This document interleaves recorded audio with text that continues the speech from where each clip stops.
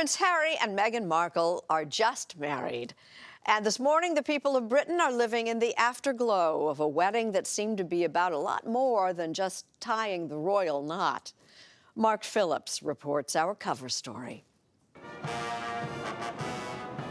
If anyone knows how to do this sort of thing, the House of Windsor knows. But this was not your grandfather's royal wedding. This is one that stood astride two worlds and had to satisfy both.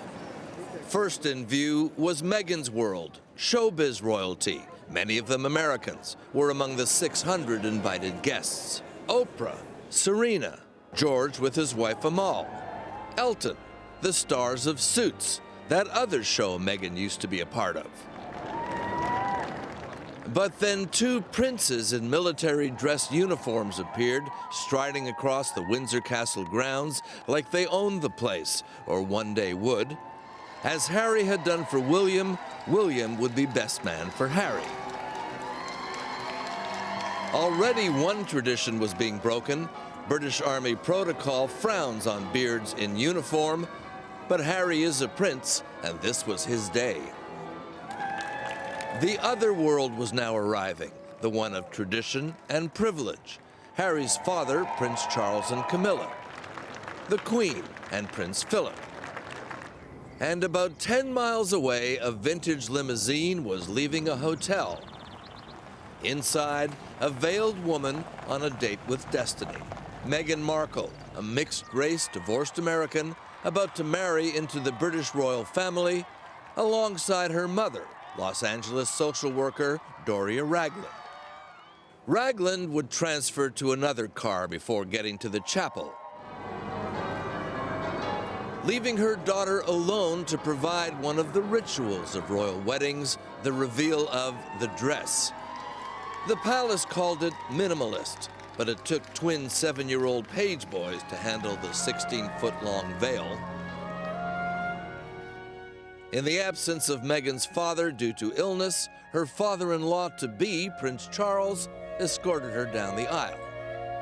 It was seen as a gesture of welcome and inclusion into the royal fold.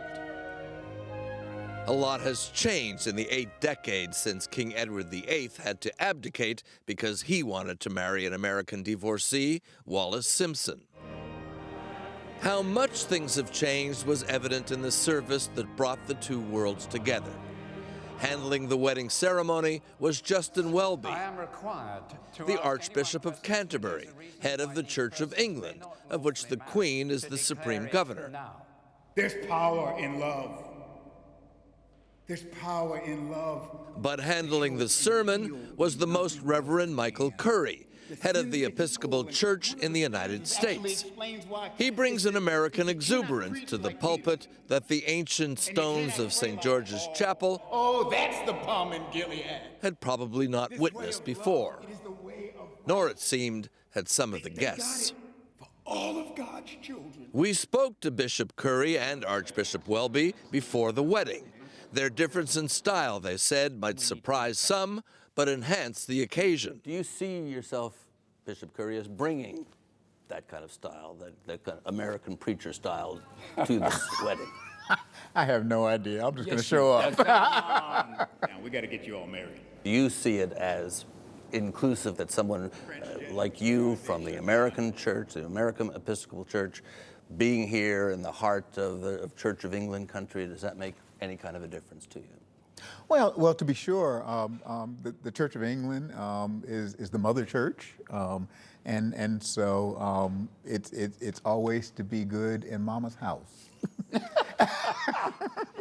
I can't believe you just said that. I really can't believe you just said that. I think that's absolutely fantastic. Stand by me. Stand by me. Yeah. Stand by me. Stand by me. Stand by. If the congregation needed any more convincing that this was a different kind of royal marriage, the South London Kingdom Choir provided it in the form of Benny King's blues classic, Stand By Me. Stand by me. The old stones of St. George's hadn't heard this sort of thing before either.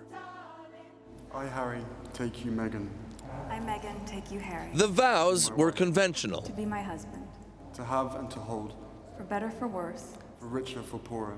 in sickness and in health, Nobody promises to obey anymore. till death us do part. I make this vow. I make this vow.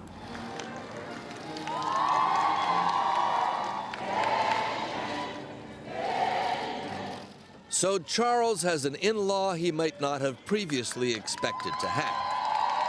The House of Windsor has a new asset and perhaps a new sense of relevance. And Britain has now married off the last of Diana's children, a chapter finally closed.